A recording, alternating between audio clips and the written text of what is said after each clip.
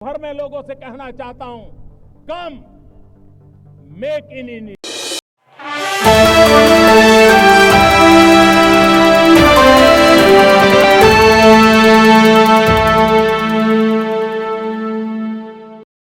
दिल्ली में वायु प्रदूषण खतरनाक स्तर पर पहुंचने के बाद केंद्र सरकार की ग्रेडेड रिस्पांस एक्शन प्लान की गाइडलाइंस लागू कर दी गई है। इस बीच कांग्रेस नेता जयराम रमेश ने सरकार की इस योजना पर अति निर्भरता को लेकर चिंता जताई और साल भर ठोस उत्सर्जन नियंत्रण कार्रवाई की जरूरत बताई है।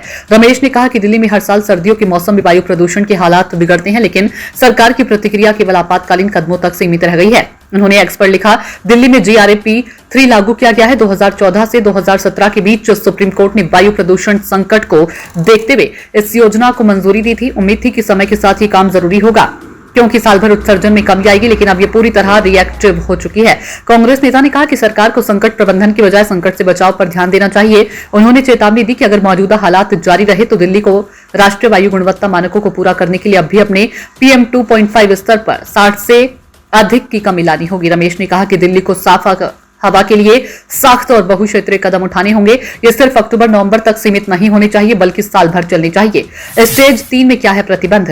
निर्माण और तोड़फोड़ गतिविधियों पर रोक, सड़कों की मैकेनिकल सफाई और पानी का छिड़काव अनिवार्य, अप्रमाणित ईंधन उपयोग करने वाले उद्योगों पर पाबंदी, आवश्यक सार्वजनिक परियोजनाओं को छूट। CAQM ने GRP 3 लागू किया, प्रदूषण गंभीर श्रेणी में पहुंचा।